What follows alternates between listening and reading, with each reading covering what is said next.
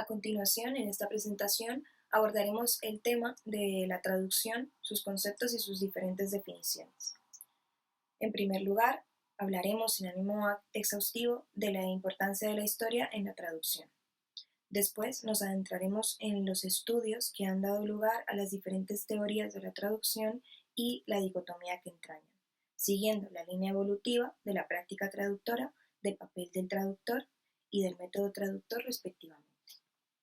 Como primer punto importante y para situarnos en el tema que nos corresponde, conviene recordar una vez más la diferencia entre traducción y traductología.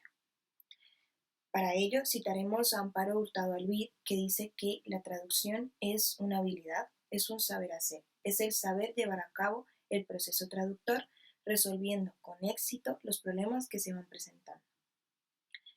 La traductología, por su parte, es la disciplina que se encarga de estudiar y analizar la práctica traductora como tal. Para entender con claridad qué es la traducción, debemos empezar conociendo su origen, su historia, ya que cada definición es el resultado de un contexto determinado, es producto de un tiempo y un espacio. En palabras de Henry Meschenich, no hay teoría de la traducción sin su historia y no hay historia si no se la relaciona con la teoría. El oficio de la traducción, incluyendo aquí la interpretación, se realiza desde tiempos remotos y en circunstancias muy variadas. Con el nacimiento de la escritura en Mesopotamia para facilitar la contabilidad agrícola y comercial, nacen también la historia y la traducción.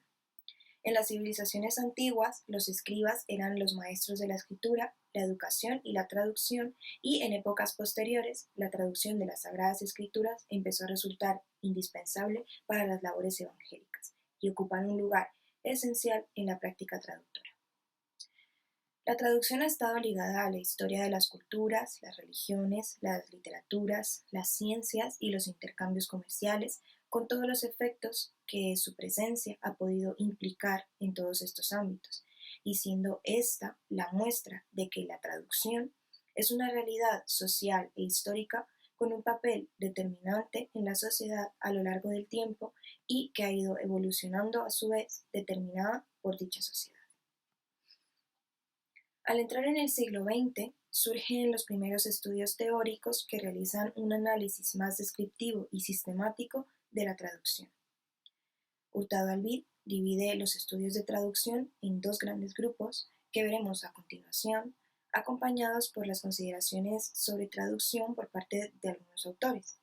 Los dos grupos se corresponden a, primero, aquellos que abordan la traducción como una simple operación entre lenguas, aplicando modelos lingüísticos, y el segundo grupo, aquellos que defienden el carácter textual de la traducción. En el primer grupo encontramos, en primer lugar, la lingüística comparada tradicional, que Hurtado describe como herederos de los estudios diacrónicos y que se encargan de efectuar comparaciones aisladas en el plano léxico, morfológico y sintáctico. En segundo lugar, las estilísticas comparadas, que hacen uso del análisis comparado, aplicándolo a los estudios realizados en estilística interna, importantes porque han aportado a los denominados procesos de traducción, como son el préstamo, el calco, la traducción literal, la transposición, etc., y que dan paso a nuevas categorías de análisis comparado utilizadas por Vinay y Darbenet, Vázquez Ayora, entre otros. Encontramos entonces que para Vinay y Darbenet la traducción es pasar de una lengua A a una lengua B para expresar la misma realidad. En tercer lugar, tendríamos las comparaciones gramaticales entre lenguas, que utilizan modelos como las categorías de la gramática oracional o los procedimientos de las estilísticas comparadas, como serían la transposición y la modulación, o la aplicación de la teoría de los niveles de Halliday realizada por Catford, distinguiendo entre traducción fonológica, grafológica, gramatical y léxica. Para Catford, la traducción es la sustitución de material textual de una lengua origen por material textual equivalente en otra lengua. A pesar de la mención del plano textual, esta definición se centra más en el plano de la lengua. En cuarto lugar, tendríamos los enfoques semióticos que consideran la traducción como proceso de transformación entre sistemas de signos. Yuskanov, siguiendo la línea de Jacobson, concibe la traducción como un proceso de transformación de signos y de mantenimiento de una invariable y busca algoritmos válidos para la traducción humana y la traducción mecánica. Arcaini, por su parte, se refiere también a la traducción intersemiótica entre signo lingüístico y signo icónico y habla de la lectura e interpretación, es decir, la traducción entre códigos verbales y códigos iconográficos. En quinto lugar, los enfoques semánticos utilizados por Larson en su libro Meaning-Based Translation y por otros autores como Nida o Kade. En el segundo grupo, correspondería a aquellos que defienden el carácter textual de la traducción. Esto empieza a partir de los años 70 y es importante el hecho de que la traducción tenga un nuevo enfoque que se centra en el texto y no se limita solamente al plano de la lengua. Autores como Hartman, Nevert, Wills, entre otros, hacen hincapié en los aspectos intratextuales de análisis, es decir, mecanismos de coherencia y cohesión textual, funcionamiento de los tipos textuales, etc., planteando así una textología comparada. Por otro lado, autores como House, Larosse, Hatimi-Mason, Reis y Vermeer, entre otros, añaden a esto aspectos extratextuales que también juegan un papel importante en la traducción. Encontramos entonces que para House la traducción es la sustitución de un texto en lengua de partida por un texto semántica y pragmáticamente equivalente en la lengua meta. Incide, como vemos, en los aspectos semánticos y pragmáticos de la traducción. Por su parte, Hatimi y Mason plantean que la traducción es un proceso comunicativo que tiene lugar en un contexto social. Y Reis y Vermeer hacen hincapié en que la traducción es un acto comunicativo cuyo criterio fundamental es la funcionalidad. Así pues, vemos cómo a partir de ahora se añaden a la concepción de la traducción diversos aspectos y enfoques. Surgen entonces enfoques socioculturales o interculturales, que son aquellos que inciden en todo lo que rodea la traducción, dando importancia a los elementos culturales contenidos en el texto origen y a su transmisión al texto meta. Surge el término equivalencia cultural, acuñado por autores como Nida, Taber y Margot, y se añade la aplicación de la sociolingüística realizada por Pernier, la sociocrítica de la traducción propuesta por Brisset, la teoría de los scopos de Reis, Vermeer y Nord, entre otras. Sereshkovich y Lederer afirman entonces que traducir significa transmitir el sentido de los mensajes que contiene un texto y no convertir en otra lengua la lengua en la que éste está formulado, alegando que la traducción es un acto de comunicación y no de lingüística. En palabras de Eugene Nida, la traducción no es únicamente una de las actividades humanas intelectualmente más difíciles y que mayor reto plantean, sino también una de las experiencias más profundas y alentadoras para todos aquellos que se interesen por la diversidad de culturas y los problemas fundamentales de la existencia humana. Surgen también enfoques psicolingüísticos que dotan de una nueva importancia a la figura del traductor, centrándose en el análisis de los procesos mentales que efectúa el traductor y en el estudio de los mecanismos del proceso traductor. Por último, tenemos los enfoques filosófico-hermenéuticos con autores como Steiner o Derrida, que hacen hincapié en la perspectiva hermenéutica de la traducción. De hecho, Steiner define la traducción como un movimiento hermenéutico y afirma que el modelo esquemático de la traducción es el de un mensaje proveniente de una lengua fuente que pasa a través de una lengua receptora luego de haber sufrido un proceso de transformación. Por otra parte, Steiner plantea también la traducción interlingüística como un caso particular y privilegiado de comunicación y al igual que Jacobson, amplía el concepto de traducción a la traducción intralingüística e intersemiótica.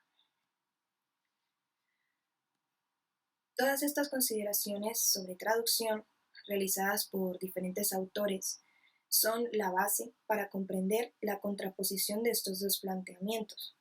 La importancia de la concepción de la traducción, bien sea como una simple operación entre lenguas o como una actividad textual, es bastante clara. La definición de traducción dependerá de dicho enfoque y esto a su vez determinará el camino que tome el proceso traductor y tendrá un efecto decisivo en el producto final. En esta nueva perspectiva de la traducción, cabe destacar también la evolución de la figura del traductor, que deja de ser un simple enlace mensajero o parafraseador y pasa a tomar parte activa en el proceso traductor. Se dota al traductor de responsabilidad ante el texto, se empieza a analizar el proceso traductor y a considerar la competencia traductora. Se incluye también de esta forma la recepción del texto traducido, se incluye al destinatario, teniendo en cuenta sus necesidades y la finalidad de la traducción. Esto lo vemos claramente representado en esta cita de Reis y Vermeer, que afirma que es el traductor quien decide, en último término, qué, cuándo y cómo se traduce o se interpreta, y lo hace en virtud de su conocimiento de las culturas y de las lenguas de partida y final. Y afirman también que el principio dominante de toda traslación es su finalidad. Y según Hatim y Mason, para traducir hay que elegir, pero toda elección está motivada. Todo puede justificarse, omisiones, adiciones y alteraciones, pero solo en relación con la intención significativa. Las motivaciones del traductor están inseparablemente ligadas al contexto sociocultural en el que se produce el acto de traducir. Esto abre paso a lo que Hurtado Albir denomina como enfoque integrador de los estudios sobre la traducción, muy necesario y donde se tiene en cuenta el texto original, que incluye todos los elementos intertextuales y extratextuales, el proceso cognitivo llevado a cabo por el traductor para producir un texto adecuado y la finalidad comunicativa de la traducción. Como ya hemos mencionado anteriormente, la concepción de la traducción como actividad entre lenguas o como actividad textual influye directamente en el método traductor, esto es, la forma en la que el traductor aborda el texto original y los principios que sigue en el proceso traductor. Hablaremos entonces de traducción literal, relacionada con el plano lingüístico, y de traducción libre, relacionada con el plano textual, reiterando una vez más la importancia del contexto histórico y el contexto específico de cada texto en la predominancia de una u otra modalidad. La traducción libre abarca un ámbito bastante amplio que va desde la adecuación de la lengua de llegada hasta la versión libre. Y la traducción literal, por su parte, puede entenderse como traducción palabra por palabra, frase por frase, la traducción de la significación o el literalismo histórico del siglo XIX. Dentro del método traductor encontramos otras distinciones propuestas por diferentes corrientes que dan cuenta de la complejidad que entraña el proceso traductor y de las diferentes perspectivas con que se puede abordar su estudio. Como hemos podido vislumbrar en esta presentación, son muchas las consideraciones que deben tenerse en cuenta al definir la traducción, muchos los conceptos relacionados y la importancia del contexto para la traducción que señalan los estudios modernos es equiparable a la importancia del contexto para la traductología. Y no pocos autores hacen mención a la escasa importancia que se le ha dado al contexto histórico en los estudios sobre la traducción. No obstante, todos ellos mantienen la importancia que ha tenido la traducción a lo largo de la historia y lo ligada que ésta está a su recorrido y a su evolución. Como conclusión, y en palabras de George Steiner, sin traducción habitaríamos provincias lindantes con el silencio.